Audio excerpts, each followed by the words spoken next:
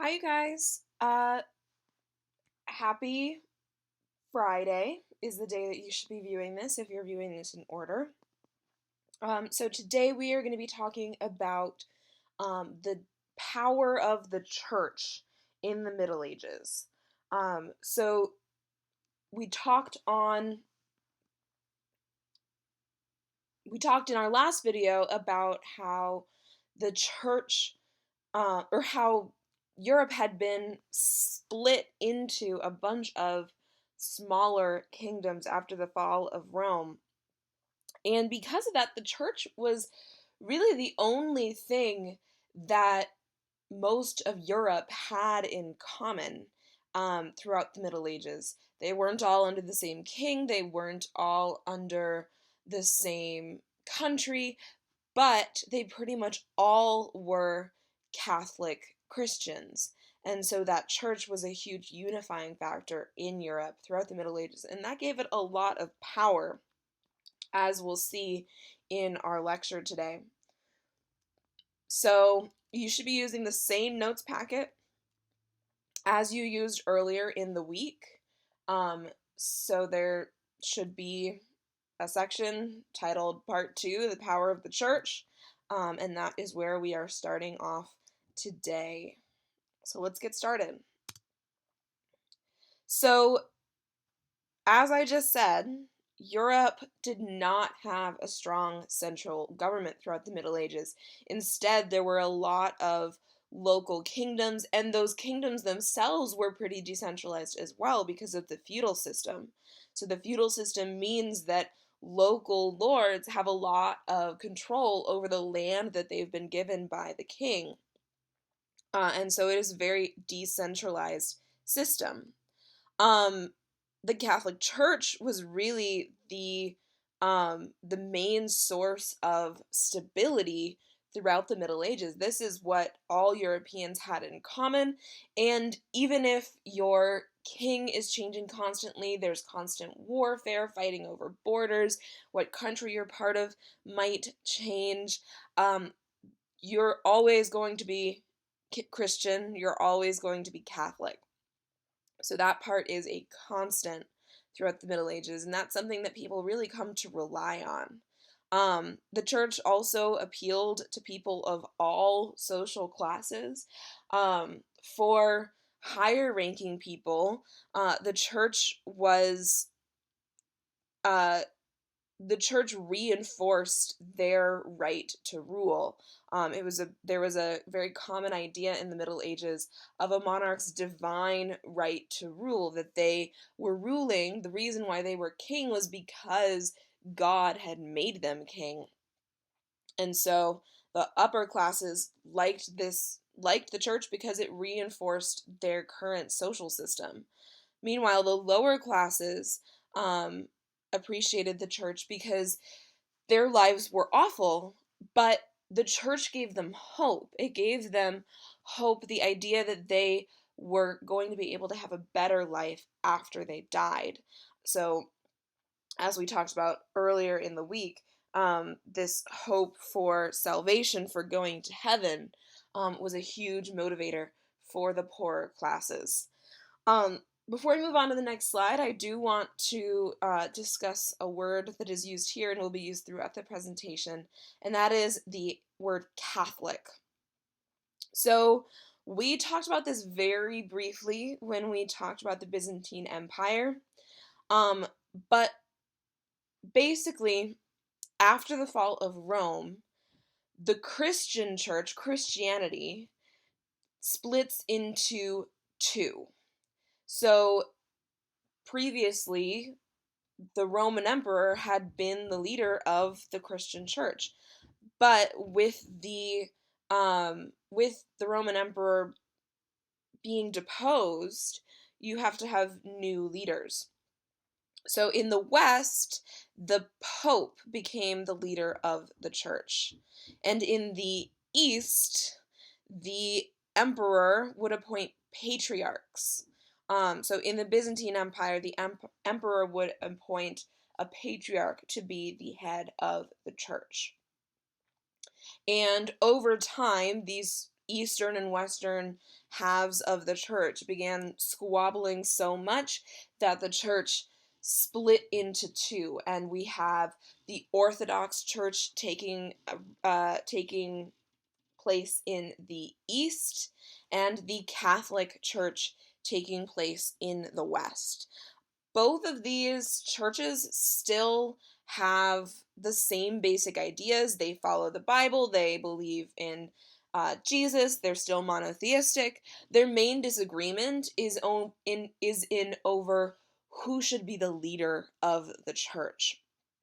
So in Orthodox Christianity, they believe that the patriarch should be the leader of the church, and in Catholic Christianity, they believe that the Pope should be the leader of the church. And just to make sure you're not confused, because this sometimes does confuse students, when I say the Catholic Church, I'm not talking about a specific building, the church. I'm talking about the institution of the church.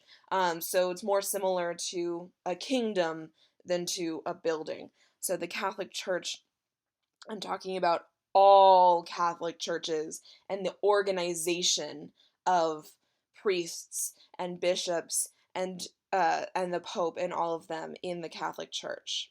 So don't get confused. It's not talking about one single building. So with that, let's move on to the church structure. So we've got some important vocab words on here. So clergy are religious officials. So those are members of the Catholic Church who have religious authority. The Pope was one member of the clergy, and he was the highest member of the clergy. He was the head of the Catholic Church. Underneath the Pope, you've got cardinals, and then archbishops, and then bishops, and then priests.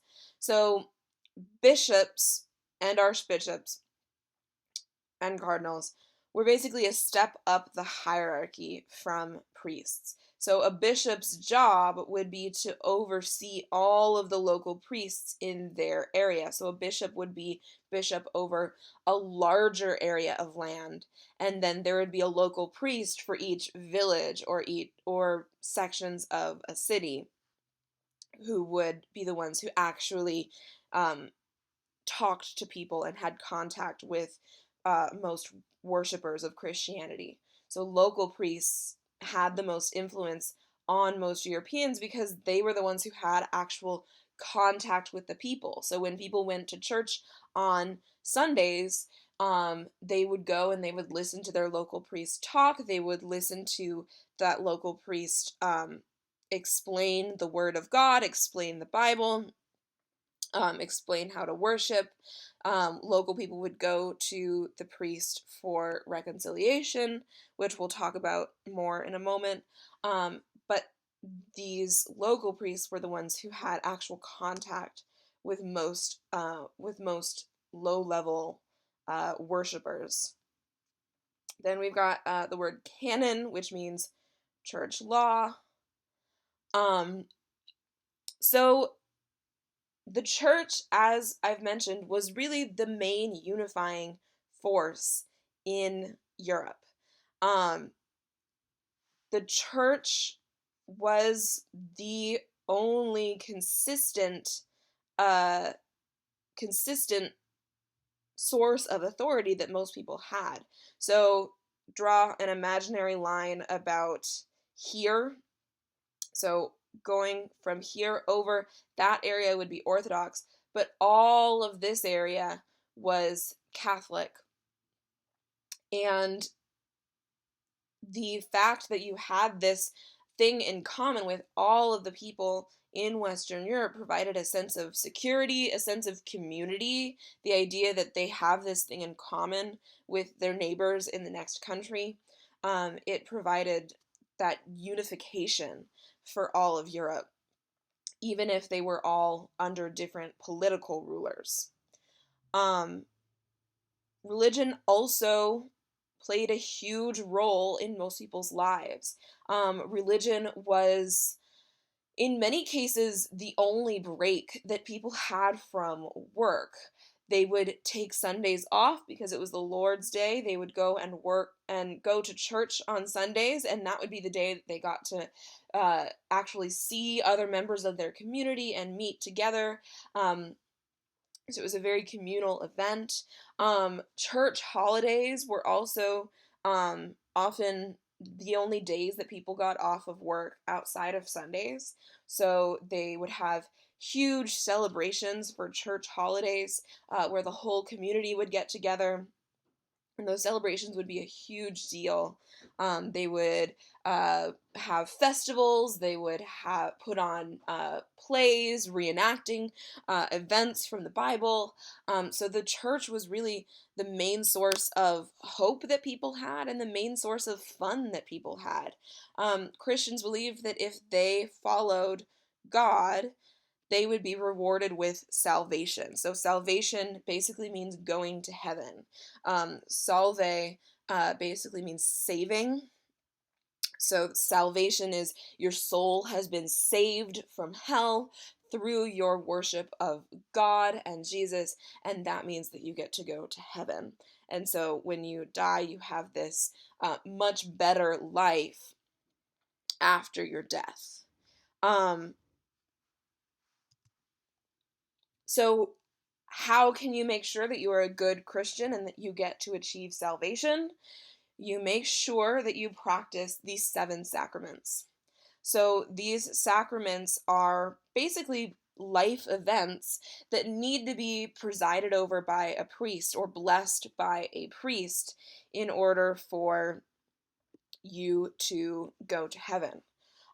So some of these sacraments are things that every person goes through, and some of them, these two, are ones that are specific to either clergy members or to other people. So let's go in order. So first is baptism. When babies were born, they needed to be baptized as soon as possible. Baptism was how you entered the Christian church, with a priest blessing you and submerging you in a font of water, and you emerged as a Christian. Baptism could be done to adults. However, most families wanted to have their babies baptized as soon as possible because it was really common for children to die young, to die in childhood. And Christians believed that if their child died before they were baptized, then they could not go to heaven.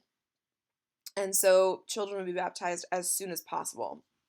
Um, Next, we've got reconciliation or confession. So confession was something that Christians did weekly. Some Christians still do it weekly. And it basically involves a Christian going to their priest and confessing all of the things that they have done wrong. So everything that is weighing on their soul that may stop them from being able to go to heaven. The priest would then give them some sort of penance that they had to perform. So, some way that they were going to make up for their sins. So this could be repeating prayers. This could be an action like making it up to a person that you've wronged. This could be uh, going on crusade to get rid of your sins. But basically, Christians would go and confess their sins, and then they would be given some form of penance. And once they have completed that penance, they would be cleansed of their sins, washed of their sins, and then they would be able to go to heaven until they start sinning more, which is why this is something that happens weekly or at least repeated throughout a Catholic's life, because humans are not perfect, and so they keep sinning, and you have to go back to confession to cleanse those sins once again. Um, the Eucharist is also called communion. So, taking the Eucharist, this is connected to a story in the Bible to do with the night before Jesus was crucified. So, according to the Bible, the night before Jesus was crucified, he had what was called the Last Supper with his followers. And at that Last Supper, he told his followers to eat some bread, which he had spiritually transformed into his body, and to drink some wine, which he had spiritually transformed into his blood. And that spiritual transformation was symbolic of the fact that Jesus had given up his body and his blood for humanity. So the reason that he was crucified was because he was sacrificing himself for the sins of humanity. And so taking the Eucharist, taking communion, is symbolic of that sacrifice that Jesus made. So every Sunday when Catholics go to church, the priests hold up a loaf of bread, a goblet of wine. They say, "This is Jesus's body, this is Jesus's blood, which he has given up for you." And then part of the church service involves eating a piece of that bread, drinking a sip of that wine, to sort of reinforce that sacrifice that Jesus made. So that happens weekly as well. Then we've got confirmation. So confirmation happens when a Catholic becomes an adult, or at least becomes an adolescent. So somebody who has, some reasoning power and is able to make up their mind for themselves. And basically, this is confirming that that a Catholic actually does want to be part of the Catholic Church. So they are confirming their faith because they were baptized as a baby, which they don't necessarily have a choice in. So they are confirming as an adult that they are, in fact, a Catholic. These next two are things that don't happen to everybody. In fact, if you go through the sacrament of marriage, you cannot go through the sacrament of holy orders, and vice versa. So marriage is what it sounds like. It's people getting married. But according to Catholicism, your marriage is not valid in the eyes of God unless it is overseen by a priest. And so that is why that is a sacrament. Holy orders is the act of becoming a priest or a monk or a nun. So this ceremony is very similar to the marriage ceremony, except you're kind of getting married to God. So people who become priests or monks or nuns in Catholicism are not allowed to get married because they have given their devotion to God. Our last one is for everybody once again. So this is for people who are dying or who seem like they are dying. If somebody got really, really sick or was hurt in battle, they would ask for a priest to be called to administer last rites. So this is basically a last confession where they can get all of their sins off their soul and confess to their priest before they die, and have the priest pray for them so that when they die, they're more likely to be allowed into heaven.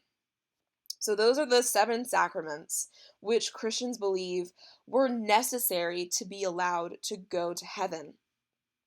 And that meant that priests had a huge amount of power over people, because if those people weren't able to get the 7 sacraments, then they weren't able to go to heaven. And this brings us to the topic of church justice, how the church enforced its will in Europe. And those are through 2 actions called excommunication and interdict. So excommunication was something that happened to an individual. It basically was being banished from the church. You were not allowed to go to church if you had been excommunicated. You were not allowed to receive any of the sacraments if you had been excommunicated. And if you cannot get the sacraments, then that means that you cannot go to heaven. So excommunication basically bans a person from being able to go to heaven. So this was a huge deal for people who believed devoutly in Catholicism, because they were gambling with their eternal soul if they did something to anger the Catholic Church. Now, the only person who could excommunicate someone was the Pope. And the only person who could unexcommunicate someone was the Pope. And that meant that the Pope had a ton of power because he could excommunicate anybody he wanted.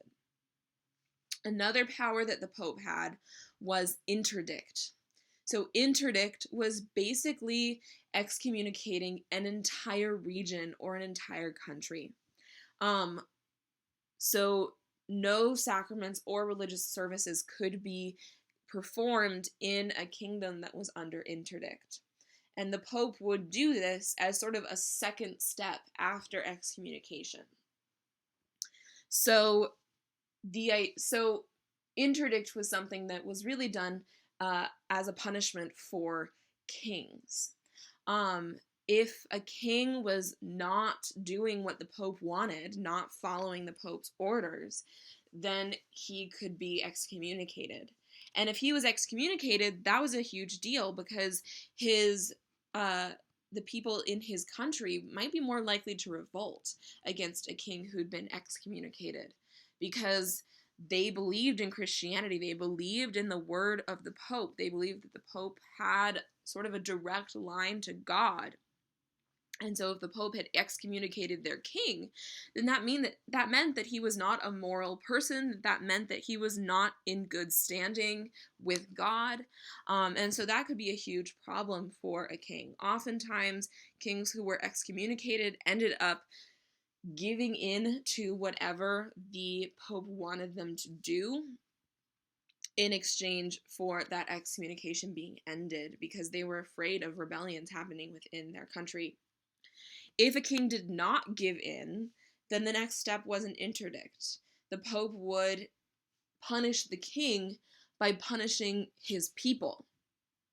And this was very likely to spark a rebellion in the country, because now not only were the people afraid that their king was immoral, but also the actions of their king was jeopardizing their chance to go to heaven. So interdict and excommunication allowed the Pope to have power over kings, to force kings to do what the Pope wanted. So now we're going to look at the relationship between secular monarchs, so monarchs who are not leaders of the church, and the Catholic Church. Because a lot of the Middle Ages was spent with a power struggle between the Catholic Church and monarchs over who should have more power. First, we're going to look at the Holy Roman Empire as an example. So the Holy Roman Empire was started by a man called Otto the First. So he was one of Charlemagne's descendants, and he was king in the region that's now Germany. So Otto the First decided to ally himself with the church and get the Pope's approval. So he ended up going and helping the church out, saving them from a threat in Italy by invading part of Italy. And as a thanks for that action, the Pope crowned Otto as emperor. So he became the Holy Roman Emperor. Otto went on to create a German-Italian empire that would be called the Holy Roman Empire, which we can see here. The Holy Roman Empire was really the strongest state in Europe up until the year 1100. So that allying with the church became a huge boon to him. Um, However, by allying with the church and allowing himself to be crowned by the Pope, Otto had basically said that the Pope was above the king because he had, if the Pope gives a king a crown, that means that the Pope has power over that king. So the Holy Roman Empire got on relatively well with the with the church, but later emperors, as well as kings all around Europe, ended up having conflicts with the church over this issue of who has more power, the king or the Pope. One of the ways that this issue got fought over was with the issue of lay investiture. So, by fighting over lay investiture, kings and popes were basically having a big contest to see who could have the most power, who could gain the upper hand. So, lay investiture is the practice of kings and nobles appointing bishops instead of the Pope appointing bishops. So, lay means not religious. So, a layman is somebody who is not a member of the clergy. And investiture is the act of giving somebody holy orders. So lay investiture is somebody who's not part of the church appointing a bishop. Church officials did not want political leaders to choose bishops because if political leaders, if kings gave bishops power, then that meant that the kings had power over the bishops. So it's another question of who has the most power. Also, with lay investiture, kings would be able to choose bishops who would be more personally loyal to them rather than loyal to the Catholic Church. So let's look at one instance of this lay investiture argument. So in the year 1075, Pope Gregory the Seventh banned lay investiture, and Emperor Henry IV of the Holy Roman Empire sent a very nasty letter to Pope Gregory VII, basically saying that he's going to do lay investiture anyway. You're not my real dad, and I don't have to listen to you. In response to this, Pope Gregory II excommunicated Henry IV. And this had a pretty immediate effect. Henry IV went to the Pope and he begged for forgiveness. He says, "I'm so sorry. I didn't mean it. You are totally in charge of me. You're totally my real dad." And in response to this, the Pope lifted the excommunication. So Henry was really forced to back down for a couple of reasons. One, he himself believed in the power of the Pope, believed that if he was being excommunicated, then that really could endanger his ability to go to heaven. So he was worried for his own eternal soul. But also, him being excommunicated limited his authority with the people in the Holy Roman Empire. So people in the Holy Roman Empire were sort of questioning whether he should be the king if he's not on good terms with God. So he had to go back to Pope Gregory and apologize in order to gain that security in his country and regain the ability to go to heaven. So the Pope really did have the upper hand in this instance.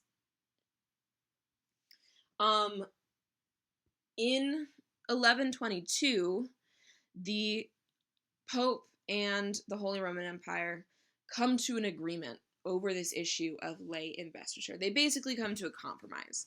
They say the church is going to choose the bishops. The church gets to decide who gets to be a bishop. But the emperor gets to decide where that bishop will serve.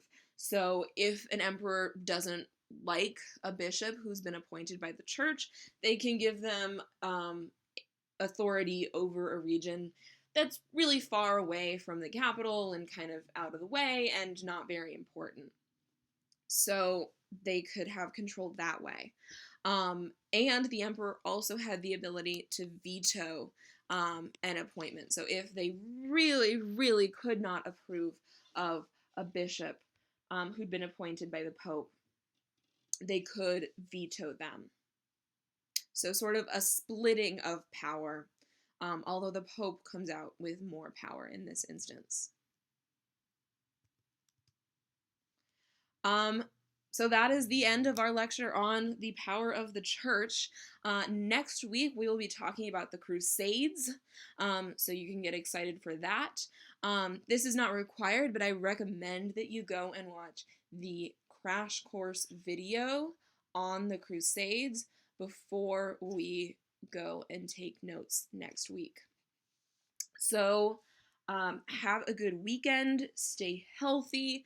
Don't spend all of your time holed up in your house. Go outside and run around or something. It's been a weird week. Next week will continue to be weird. We will be moving to Microsoft Teams starting on Monday. And so we will, I'm not certain whether we'll continue to have these lectures on YouTube or whether I will be moving the lectures onto Microsoft Teams.